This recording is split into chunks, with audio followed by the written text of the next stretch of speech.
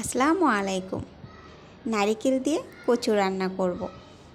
এই রান্নাটা একবার খেয়ে যদি ভালো লেগে যায় তাহলে 1000 টাকা খরচ করে ইলিশ মাছ আর চিংড়ি মাছ কিনতে হবে না, অন্তত পক্ষে কচু রান্না করার জন্য। যদিও ইলিশ মাছ আর চিংড়ি মাছ দিয়ে কচু রান্নার টেস্ট আলাদা আর নারিকেল দিয়ে রান্নার টেস্টটা আলাদা, তবে খেতে কিন্তু দারুণ। তো আমি আজকে নারিকেল দিয়ে কীভাবে কচুটা রান্না করেছি সেটাই আমি তোমাদের সাথে শেয়ার করছি। তো কচুটা আমি এইভাবে করে প্রথমে কেটে নিচ্ছি। কচুর ভিতরটা সবটুকু সফট এবং নরম হওয়ার জন্য একটা কাঁটা চামচের সাহায্যে কুচি কুচি করে নিচ্ছি, যাতে করে কচুর ভিতরে খুব ভালো নরম হয় এবং কচুটা খেতে ভালো লাগে। তো সবগুলো আমি কচু এইভাবে রেডি করে নিয়েছি।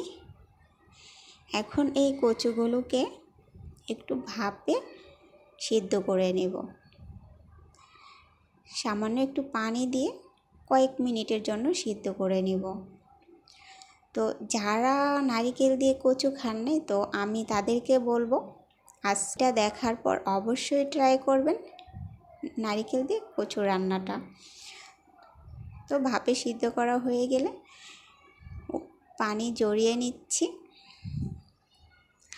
এখন এখানে হলুদের গুঁড়া, মরিচের গুঁড়া, লবণ সব কিছু একসাথে মিশিয়ে নিয়ে কচুগুলোকে তেলের উপর একটু ভেজে নিব।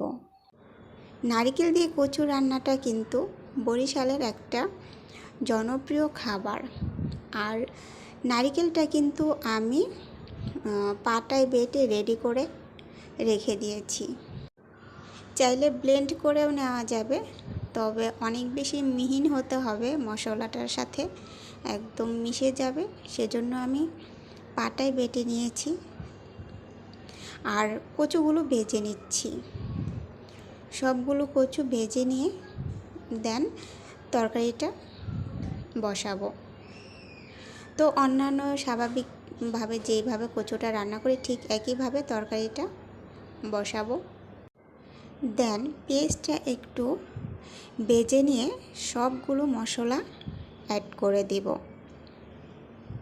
মশলাটা কিছু সময় কষানোর পর আমি বেটে রাখা নারিকেলটা এখানে দিয়ে দিচ্ছি। দেন বেটে রাখা নারিকেলটা দিয়ে আবারও কয়েক মিনিটের জন্য মশলাটা ভালো করে কষায় নেব। তো যাই হোক, ওই দিন ওর বাবা যখন কচুটা নিয়ে আসছিল আমি একটু রাগ করেছি, তুমি মাছ না নিয়ে শুধু কচু কেন নিয়ে আসছো। তারপর যাই হোক, ভাবলাম সব সময় তো মাছ দিয়ে রান্না করা হয়, আজকে না হয় নারিকেল দিয়ে কীভাবে মাঝে মাঝে কচু রান্না করি সেটা আপনাদের সাথে শেয়ার করি। তাই আর কি আজকে রান্না করলাম নারিকেল দিয়ে আর শেয়ার করলাম আপনাদের সাথে। দেন ভালো করে একটু কয়েক মিনিট কষায় নিয়ে পানি অ্যাড করে দিব। আর কচুটা যেহেতু একটু ভাপে সিদ্ধ করে নিয়েছি আর তেলেও ভাজা হয়েছে, তাই অনেক বেশি পানি লাগবে না সিদ্ধ হওয়ার জন্য।